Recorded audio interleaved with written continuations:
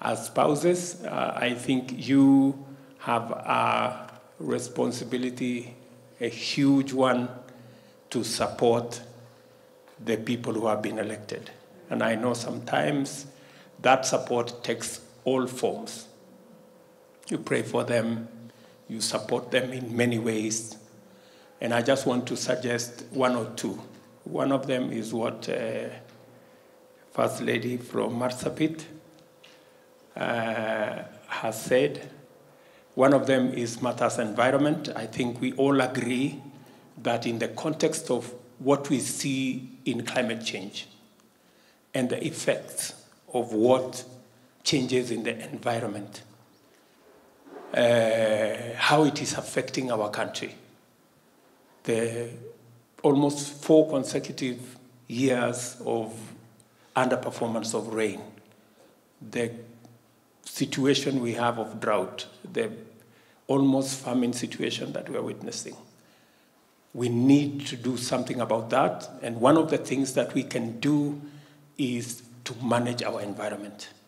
And one of the areas of managing our environment is to work on tree planting, managing waste, and making sure that we take care of our environment. I want to request you and ask you and implore on you to support our environmental management initiative.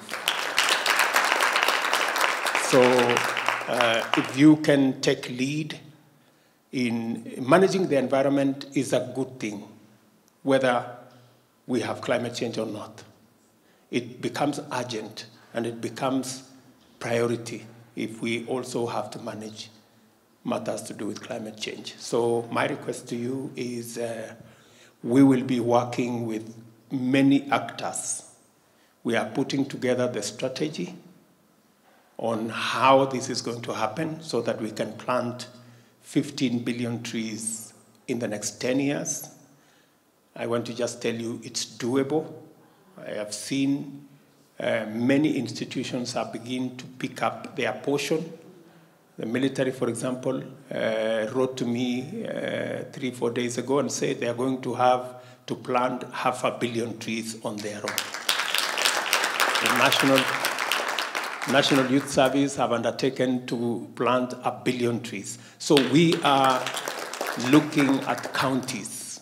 You know, what is it that the counties can do so that we can support them? We are going to shortly communicate to you what the strategy is so that we can better manage environment in our counties, in every part of our country.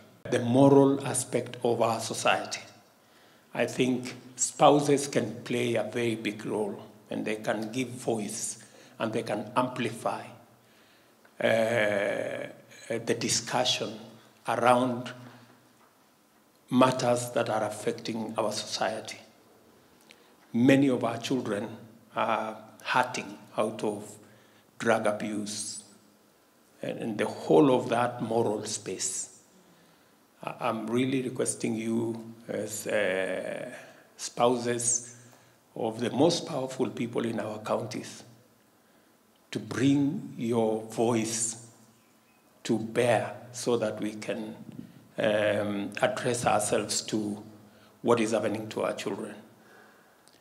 Deal with the effects of alcohol, drug abuse, and as been said here,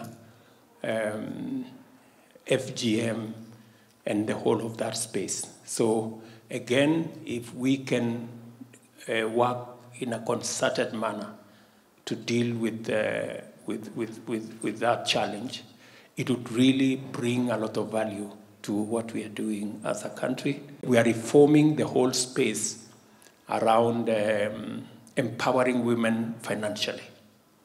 I recently changed the manner of delivery of credit to women using our Women Enterprise Fund. I have in this budget the affirmative action finances by our women members of parliament. We have added 1 billion shillings to them so that they can reach more women. We have also increased financing out of the Women Enterprise Fund from 5 billion to 13 billion. We're going to, and we want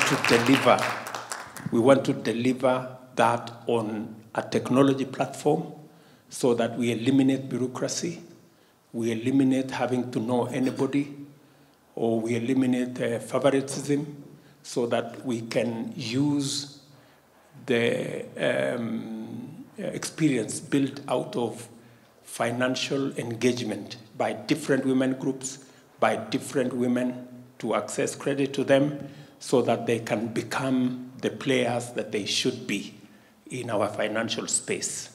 So again, I will welcome your participation, your contribution, your support, and your voice on especially women empowerment. And that can be done even by the male spouses. It's good for, I think it's amplified when men speak about women issues. I think it carries much more weight and carries a lot of legitimacy with it.